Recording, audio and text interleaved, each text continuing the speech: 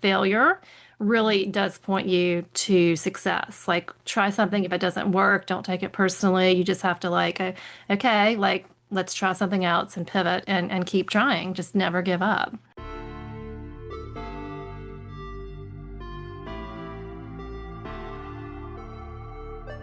Welcome to the Life Coaching for Mompreneurs podcast, where you will learn simple solutions to win at work without losing at home.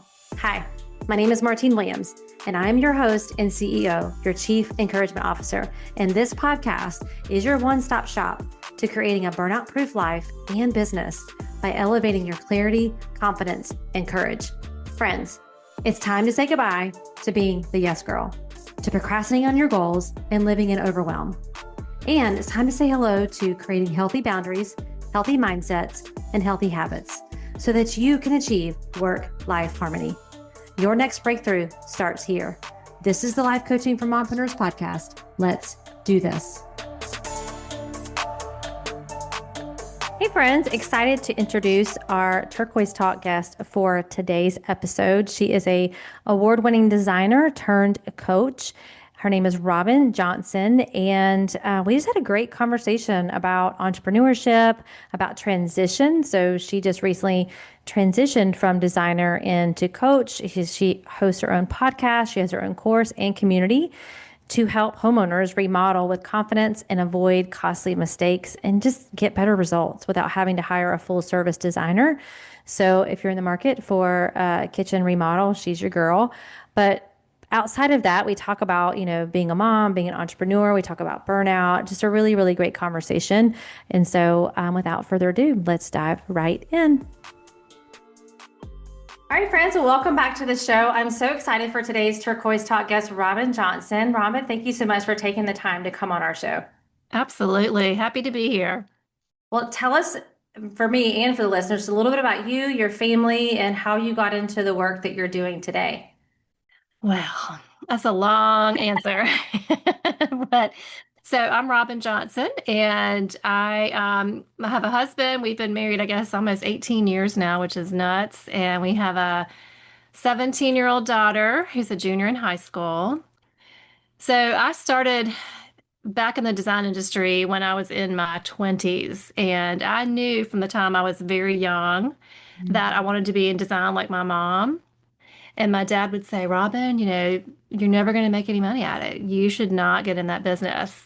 And so that was a challenge for me because I really wanted to do it. Yeah. And so, like, when I finally went to college, I really kind of struggled to find a major that I wanted to pursue. And I tried business and I hated it. And that did not last long. And so ultimately, I ended up switching around and ultimately majored in clothing and textile merchandising. And I worked in that business for a couple of years out of college. And then found my way back into the home furnishings industry in High Point, which is where I grew up in North Carolina. Yeah. So I spent the next 10 years working in the home furnishings industry and worked for different textile and furniture companies Mm-hmm. and got a lot of experience. And then I really wanted to open up my business. So despite my dad telling me, you shouldn't do this and some other people, it kind of made me more determined. And with the help of a job layoff in 2003, I actually started my business and hit the ground running. And I networked like crazy and got scrappy, and I landed a $1 million home. It was in the Parade of Homes tour in Greensboro. It was Okay. my first big project and designed that sucker from ground up, construction, all the furnishings, everything. And we won a big award for the Parade of Homes that year. And that kind of launched my business. So Okay. been doing it now almost 25 years. A long time. Amazing. Yeah, it's amazing. Like I remember my dad. So, fun fact about me, I actually wanted to work at SeaWorld, Oh, which is wow. the complete opposite of it couldn't be further from what I'm doing right now. But yeah, I had two dreams as a little girl. The first dream was to be a backup dancer for Janet Jackson or Paula Abdul. Like I really wanted to do that. And then the Nice. second one was to work at SeaWorld. And both of which, really the dancing wasn't discouraged, but the marine biology major that I wanted to go into was like, unless you're Jacques Cousteau, like there's no money to be made in marine biology, right? And so same thing with you. I'm like, well, okay, what could my major be at that point? And so I think, you find your way back to your heart's passion. And now, I mean, dancing I do on a daily or weekly basis for fitness. I don't teach it, or I'm not a backup dancer, obviously, for anybody famous, but it is still something I'm passionate about, and I've pursued on and off, in my adult life. And then any chance I get to be in the water and with marine life on any trip, I'm right there with it. So I think there's different ways to pursue it, but I love that you like it. Sometimes we need those, not naysayers, but just the people who kind of like bring in their own fears is what it is. Their own fears Yes. or their own, like they want better for you, especially a parent. They want better for you and they don't want you to fail. But as you've learned in entrepreneurship, failing is just part of the process. It's part of the process to success. But sometimes we need that to like light a fire in our belly, right? To really kind of test and see, is this something I really want to do? And for you, you just kind of found your way there. And then that big success that you had to kind of confirm that, yeah, this is what I'm going to do. Yeah. 100%. Absolutely. It's so amazing. So you said you've been doing this for 25 years. And I'm sure there's some lessons that you've learned along those 25 years. So for the woman who's listening, who's thinking about starting her business or is maybe in a valley moment in her business where she's just kind of questioning some things, like what are some lessons that you've learned that maybe you could help someone not make the same mistake doing? I have a ton. I could write a whole book about my mistakes, but Absolutely. Well, I think getting a coach, number one, is so important because it gives you a different perspective. Sometimes we get so in the weeds, I think, yeah, trying to figure the solutions out and trying to figure out what actions to take that we almost bury ourselves. We're juggling so much as women yeah.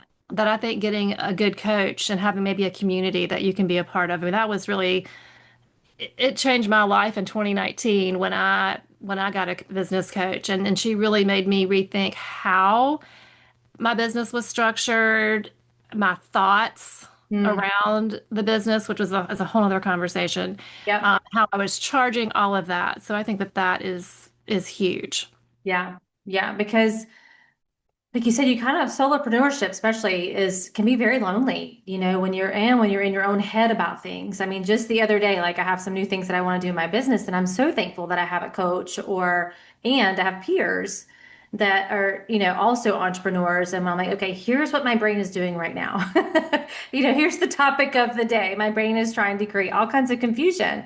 And it's just helpful to have that support and know that people have your back and they understand and they're not going to judge. And I just got back from a breakfast with a friend who is coming into entrepreneurship, and we were just talking about, especially women, finding their community and people who understand. Like you can have friends, but friends who are not entrepreneurs don't get it. They just don't, Right. it's their hearts, right? Like they just don't get it. And it's nice to have your friends that are cheering you on, but when you're in those hard moments or you're trying to make some decisions, they just don't understand it on the level that they need to really help you. Yeah, I agree. And I would also add that, learning that you like you said earlier, that failure Mhm. really does point you to success. Like try something. If it doesn't work, don't take it personally. You just have to like, okay, like let's try something else and pivot and keep trying. Just never give up. Yeah, yeah, yeah. So tell me, what does a typical day look like for you when you're managing? Because we talk a lot about here on, the podcast, work life. I call it harmony, not balance, because I think balance is a trap. But how do you harmonize, being a mom, being an entrepreneur, being a wife, being a friend? I know you have friendships too. So what would a typical day look like for you, and what have you found helpful to really kind of keep that harmony? Well, I'm fortunate that I can kind of set my own hours, which is great. And I have one child, which is great because I can't imagine how, women with like three and four kids get anything done. But um, I think I can think back to when my daughter was younger, and it was really hard. I mean, she had accommodations in school, and she still does. And she always needed, she needed me. She needed me to meet with her teachers, therapy, all of that. It was a lot. And so just I wanted to be there for it all, like just trying to juggle it, work and motherhood. And so I really would just try to work during school hours. That was always my goal, was to work from like 9 to 2, 9 to 2:30. And so to do that, I had to get very clear on time management. Mhm. And so what really helped me was to bucket my days. This day is creative, this day is social media, etc. This day is, vendor meetings. And so I still do that today. Like I still try and run my business that way. And I'm really trying to get to 20 hours a week, which is great at this stage of life. Yeah. And we'll get into this later, but also pivoting my business as well into a new model. So I think it's just really about organization. And like you said, knowing that balance is kind of, you can have it all, but you can't have it all at the same time. You kind of have to just kind of juggle it as best you can. Yeah, and I think like the double-edged sword of entrepreneurship is you have so much time, flexibility, and freedom. You don't have a clock that you're punching into. You don't have a boss that's telling you to do this at this time. You are the boss, right? And you are the clock. So for a lot of women listening, it's like you said, like allotting, these are the hours I'm going to be working, and these are the hours that I'm going to be with my family or with my friends or whatever. And I think we blur the lines sometimes, because we have so much freedom and flexibility. I mean, even now, my kids are older too, and they don't need me as much as they did back when I was working in the nooks and crannies of time when they were napping and around their schedules. But it's not that we don't have enough time. It's just how are we utilizing that time? And are you setting, I'm coming to my office and I'm going to do this from this time to this time? And it's just like the old rhythm of time blocking and making Hmm. those things a priority. Because if everything is a priority, then nothing really is. And it's easy to get busy in business and not actually be in business. So thank you for kind of sharing how you categorize it out. And I think just try it. So if feel like you're all over the place and you're listening to this podcast, take some of the things that Robin just said and just start. Don't overcomplicate it. Just start with something to bring some focus and structure to your day. Right. And I think it even tracking, like time tracking, is a great way to start that process and just kind of look at, and it's a pain. I hate doing it, but it's like look at your calendar and write down, okay, well, what did I do today? What did I do from this time to this time? And then, as you see, like where you're maybe not being efficient or how you could up level, a certain area, you can work on that, or seeing how long it actually takes you to get something done compared to what you think it's going to take you to get it done. Yeah, yeah. It's like keeping a food diary. No one wants to do it because it Yeah, actually shows you what's happening in real time, it works. The sand and being like, oh no, I didn't scroll for 2 hours. It's like black and white. I didn't eat the donut. Well, yeah, you did. So I think that's the hardest part is we don't want, and a lot of people I find don't set goals because of how poorly they treat themselves when they don't hit the goal. And so it's like, Mm, I'm just not going to set a goal at all because when I do set a goal and then I don't hit it, I beat myself up so bad. And who wants to feel that? Right. And so tracking your time can feel the same way. It is going to show you exactly what you're doing with your time, but it's just awareness. And if you can flip your brain on that to think of, I'm just getting awareness on how long it is taking me to do things or how much time I am potentially wasting, or is that really what I need to be spending my time on? So it's that emotional capacity part of entrepreneurship that is required that we don't talk a lot about. I think in entrepreneurship, it's all about strategy and systems, and those things are important, but like you have to have the emotional capacity to hold those systems and those processes and in the journey of entrepreneurship, the uncertainty that you have to hold as an entrepreneur, it's just so it's greatly there. It's always hmm. there's uncertainty that's just around entrepreneurship and being able to hold that space. So tell me, like, have you struggled with that? Just like the doubts and the fears of, is this going to work? And how did you kind of work around that? Well, as you were talking, I was just thinking, I remember my early days, you're so hungry to get work and you're so hungry to prove yourself and you kind of take any job that comes and I found myself constantly being pulled in lots of directions because I wanted to serve the client and I wanted to prove that I could do it, prove to the client myself. And I loved it, but I wasn't probably as efficient as I could have been. And as I matured and as I got, years under my belt, I kind of went from taking any job that came to then defining what jobs I would take Yeah. and what was a good fit and what services I would offer. Mhm. and kind of set that boundary. And that changed everything. Yeah.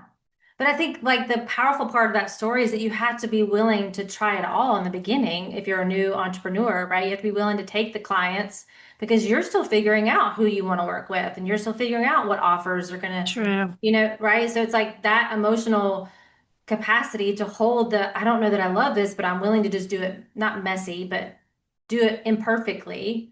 Hmm. And now I have this clarity. People are, a lot of times people wait for the clarity versus taking action because action is what brings clarity. If you had never taken that first client, you would never realize this is not the client that I want, right? Like I want to, Right. right? So I think there's phases and seasons of the business. And that's the beautiful thing about this podcast is women come on and they're all in different phases of the business. So for someone who's just getting started, there is a season where you are going to be doing those kinds of things Yeah, because that's true. you're still figuring it out.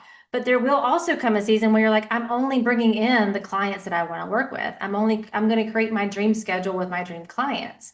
And that's the ultimate goal, but you have to just get started in the beginning to figure Hmm. out those things, right? Yeah, I do. I agree with that. And I think too, like you'll learn what you're good at. Mhm. And as you age into it, yes, you'll kind of niche into, hopefully you'll learn like these are the things that I need to lean into and do more of because I'm really good at it and I can charge a premium at.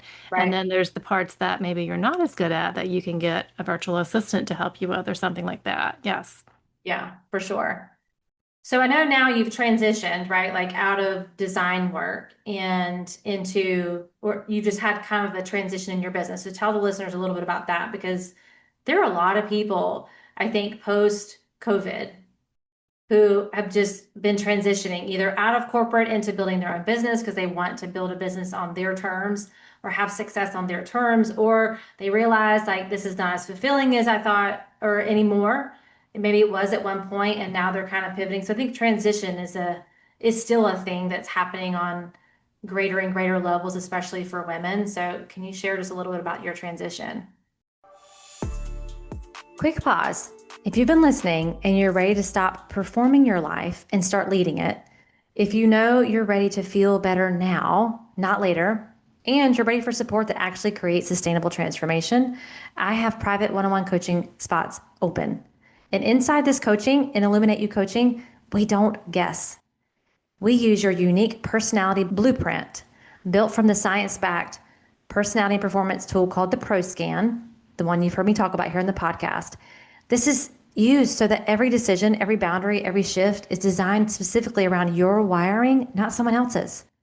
This is my aligned success method. It's not hacks. It's not try harder. It's not mindset glitter. It's a real solution. It's rooted in science, strategy, and your unique design so you can lead your life as the woman you actually are, not the woman others expect you to be. Now is the time. Take the step. Book your clarity call at martinewilliams.com/clarity. All right, back to the episode. Yeah, I mean, this is brand new. This is like as of January 2026. I don't know. I worked so hard to build my business and it's like it's been 25 years and I've loved all the projects I've done. And it hasn't always been easy, but I just am like, I really want to scale the business. I'm at a point now, I'll be 55 this summer.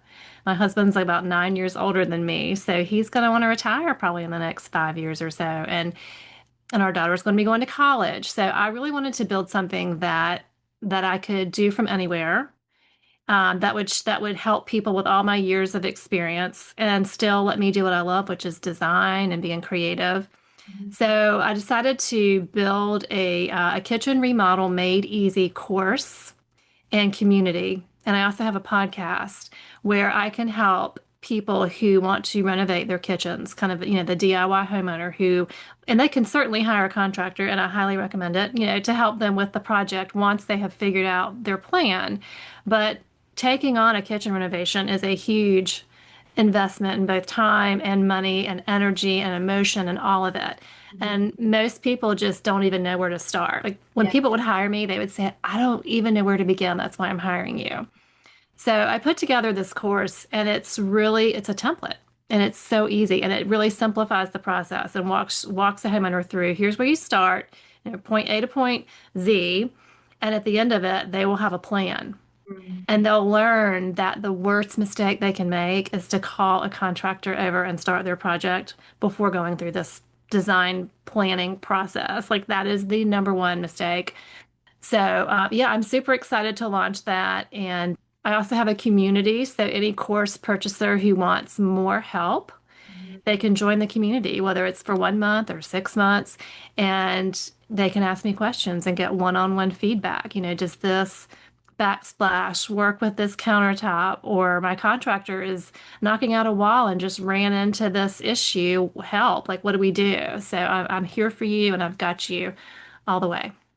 I love that. I love that. Well, we'll put some links and everything in the show notes for everyone so they can kind of connect with you if they're in the market for a kitchen remodel. Would be I'm your my girl. Yeah, that would be the thing I would say too, is like I'm so overwhelmed, I don't even know where to start.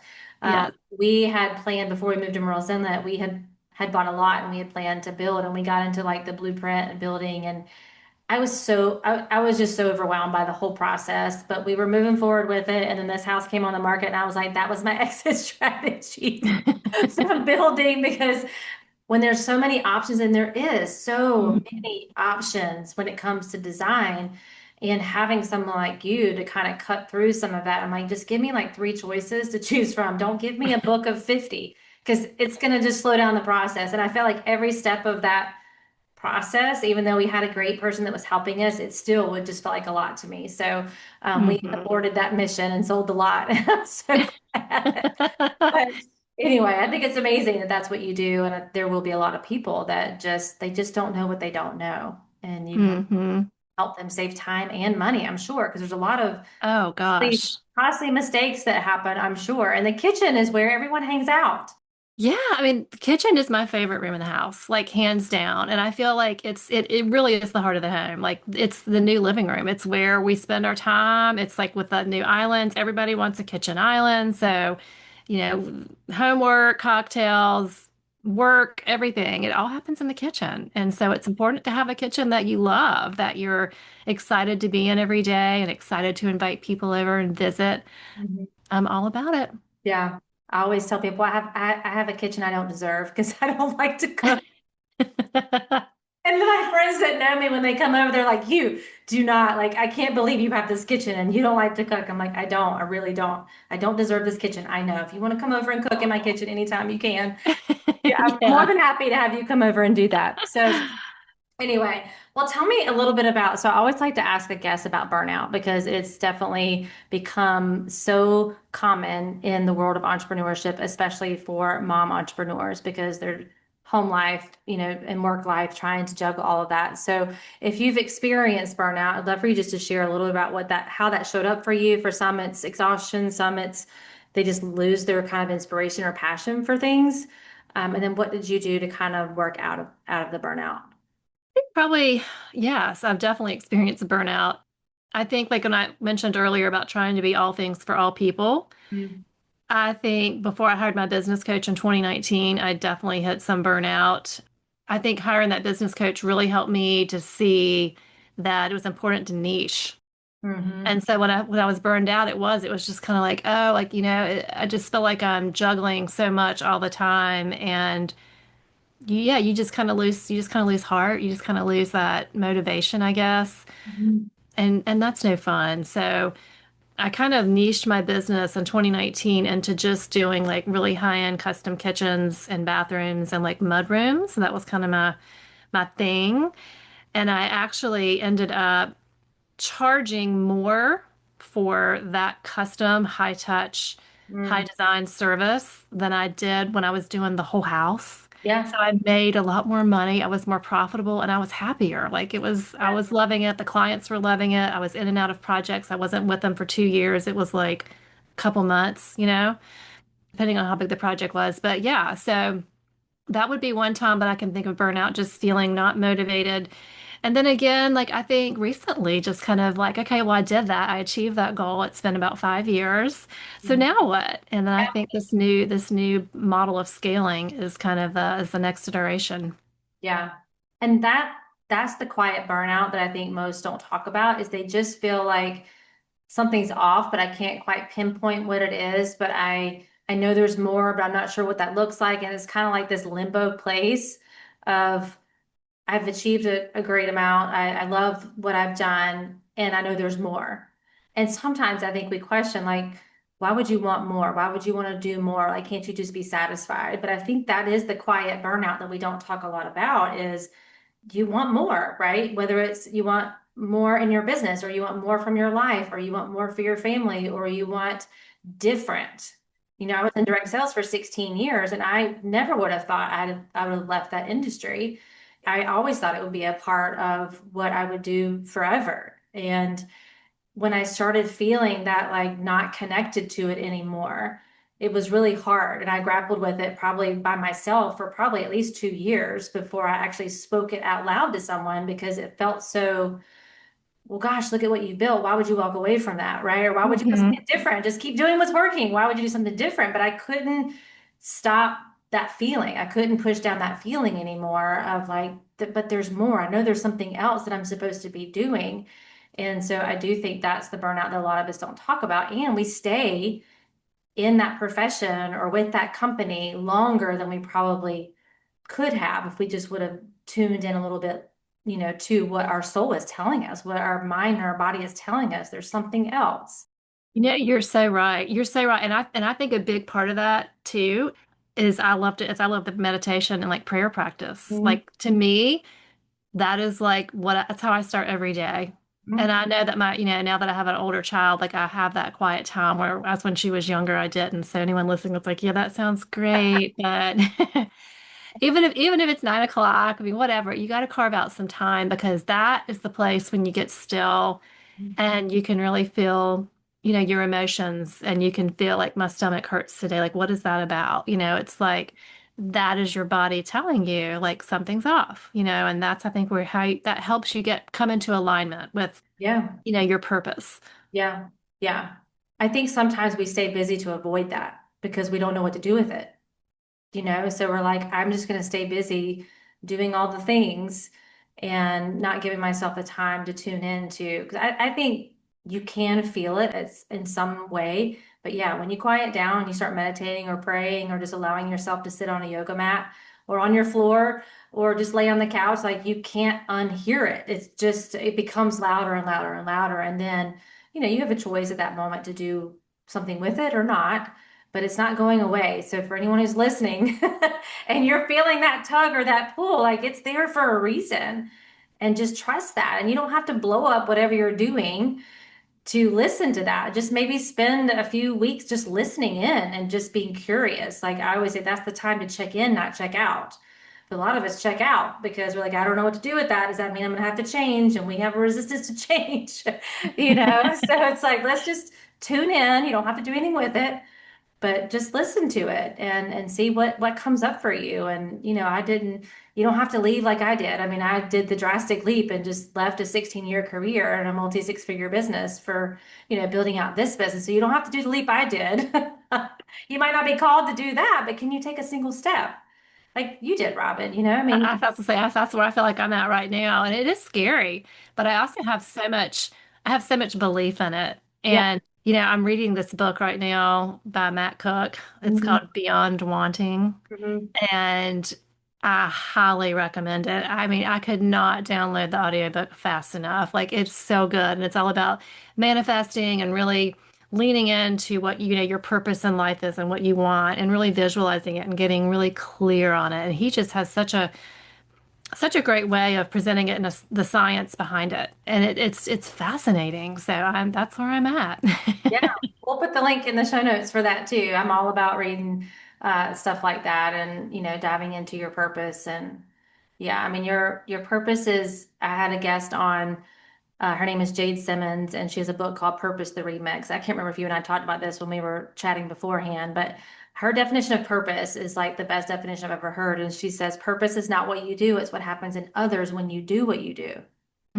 That's so good. Isn't that so good? So good. Because we have this like heaviness of like, oh, what's my big grandiose purpose? But when I think back over my 50 years now and like professionally what I have done, my purpose is how I'm gifted and what my strengths are. And it's just my purpose has gotten in different vehicles, right? So I worked in cardiac rehab for 7 years. And what was I doing in cardiac rehab? I was training and coaching and encouraging and teaching. And then I left that after I had my first son and I went into direct sales. Well, what was I doing in direct sales? I was teaching and training and leading and encouraging others. And now I have my own coaching business. I'm doing the same thing, right? So Yeah. my purpose is the same because it's how I was designed, who God created me to be. It's just had different vehicles that it's jumped in. And so I think as women, when they are feeling that tug, they're like, oh, but is this my purpose or is this my purpose? And we get a lot of confusion around that. So when she said that on my podcast, I'm like, that's it. That's what it is. It's what Mm-hmm. happens to others when you do what you do and what only you can do because you have your strengths and your gifts and your talents. So even though you've made this transition, you're going to be doing a lot of the same things because it's who Robin is, right? Mm-hmm. It's just in a Yeah. different vehicle. It's just in a Yeah. different vehicle. So it kind of takes that pressure off of figuring out what your big, grandiose purpose is. Your purpose is you. It's who God created you to be. So you can go do what He's created you to do. So, yeah. Yeah. I love it. That's so good. I love it. So tell me what you're most excited about right now as we wrap up. Like, what are you most excited about in this new adventure that your new business you're building? Well, I'm just excited to see what the next chapter brings. I feel like we're kind of moving out of, I mean, you're there. Your kids are older, so we're getting ready to have a senior next year and she'll go to college. So I'm just excited to see like, once my husband retires and we're going to travel, we're trying to plan a 20th anniversary trip to New Zealand, which would be amazing. Yeah, yeah. So, yeah, I mean, a lot to look forward to. I don't know what exactly it's going to look like, but I'm excited to see what it brings and this new business model. And yeah, I'm all in. That's awesome. Well, I'm excited. We'll put the links in the show notes for everyone to connect with you if that feels like their next step. So tell if you could just encourage the moms and the entrepreneurs that are listening today, what's just one final word you'd like to leave them with? Hmm. I would say trusting yourself, trusting your instincts, listening to that, knowing that inner voice that is guiding you. Like it's there for a reason. It's part of your journey. And so you need to trust it and listen to it and follow it. Yeah, I love that. It's so true. It is so true. Well, we could talk for like another couple of hours because I you're know. so easy to talk with, and we have a lot of same thought processes and common values. So, but I appreciate you taking the time to come on today. Absolutely. Well, it was great. I enjoyed it and hope everyone learned something. And if you need a kitchen renovation, let me know. Yes, we'll put all of her links so y'all can go connect with her. Don't DIY it. Let her help you. You Help will you. thank me later, I That's right. promise. That's right. That's right. Well, thank you again, Robin, for coming on. This was awesome. Okay, thanks so much. All right, friends, I'll catch you on our next episode. Well, that's a wrap, friends. Thank you for tuning in to today's episode. I really hope it met you right where you are and gave you some encouragement for your day. Could you do me the biggest favor and leave me a rating and review? Seriously, it's the best way for you to support the show. And while you're there, be sure to follow the show so you never miss an episode. Thanks again. And until next time, I am believing in you always.